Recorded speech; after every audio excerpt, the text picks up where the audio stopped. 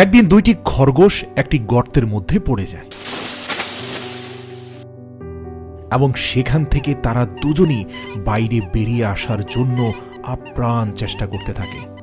এরই মধ্যে সেখানে আরো কিছু খরগোশ উপস্থিত হলো, আর তারা বলল, আরে এটা তো অনেক গভীর একটা গর্ত, এরা কেন অযথা বের হওয়ার চেষ্টা করছে?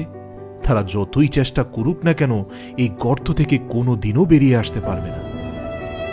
উপরে দাঁড়িয়ে থাকা খরগোশদের এই কথা শুনে গর্তের মধ্যে থাকা একটি খরগোশ সেখানেই বসে পড়ল আর বলল, চেষ্টা করে কি লাভ, মরতে তো হবেই। কিন্তু দ্বিতীয় খরগোশটি চেষ্টা করতে লাগলো, সে একের পর এক জাম্প করতে থাকলো। তা দেখে উপরে থাকা খরগোশগুলো আরো বেশি চিল্লাচিল্লি শুরু করলো, বলল, কিছুই হবে না, শান্তিতে ওখানেই মরে যা, কেন শুধু শুধু নিজেকে কষ্ট দিচ্ছিস? একজন তো মেনেই নিয়েছে, তুইও মেনে নে। কিন্তু ওই খরগোশটি আরো বেশি চেষ্টা করতে লাগলো, আর চেষ্টার ফলে সে বাইরে বের হয়ে আসতে সফল হল। এখন উপরে থাকা খরগোশগুলো জানার চেষ্টা করলো এই খরগোশটি কেন তাদের কথা শুনল না। তো তারা জানতে পারলো যে এই খরগোশটি কানে শুনতে পায় না। যখন সবাই বলছিল চেষ্টা করে লাভ নেই, শান্তিতে ওখানেই মরে যা, বয়রা খরগোশটির মনে হলো সবাই তাকে এক জোরে বলছে, আরো চেষ্টা কর, তুই অবশ্যই পারবি, চেষ্টা করতে থাক, তোকে দিয়েই হবে। কিন্তু খরগোশটি কানে শুনতে না পাওয়ার কারণে তাদের এই হতাশাজনক কথাগুলোকে উৎসাহ মনে করে উত্তরোত্তর লাফ দিতে দিতে এক পর্যায়ে সে গর্ত থেকে উপরে উঠে যায়। আল্লাহু আকবার। এই গল্পটি থেকে আমরা দুইটি শিক্ষা পাই।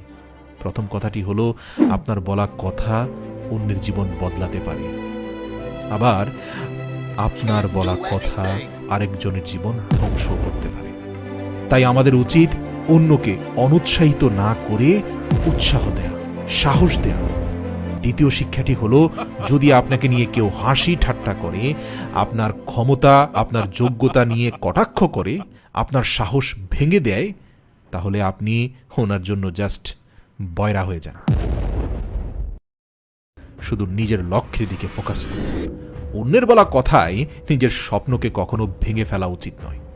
আপনার স্বপ্ন আপনার কাছে আগলে রাখা একটা আমানত, আর অন্য মানুষের নেগেটিভ বক্তব্য দূর থেকে ছুটে আসা তীর, যা আপনার স্বপ্নকে ক্ষতবিক্ষত করে। তাই সবসময় স্বপ্নকে আগলে রাখুন, কোনোভাবেই নেগেটিভ তীর এতে প্রবেশ করতে দেবেন না। মনে রাখবেন, কিছু মানুষ আছে যারা কোনো কিছু পজিটিভভাবে দেখে না, এবং তারা তাদের ক্ষমতার উপর বিশ্বাসও করে না। তারা বিশ্বাস করে না যে তারা সেটা করতে পারে। এই একটি কথা, ইউ ক্যান ডু ইট, অর্থাৎ তুমি এটা করতে পারো, এই কথাটি যে কোনো কাজের সাকসেসফুল হওয়ার জন্য খুবই গুরুত্বপূর্ণ। জীবনে যত ভয়াবহ বিপদই হোক না কেন, আল্লাহর উপর ভরসা রেখে শুধু বলতে থাকুন, আমি পারবো, আমি পারবো, ইনশাআল্লাহ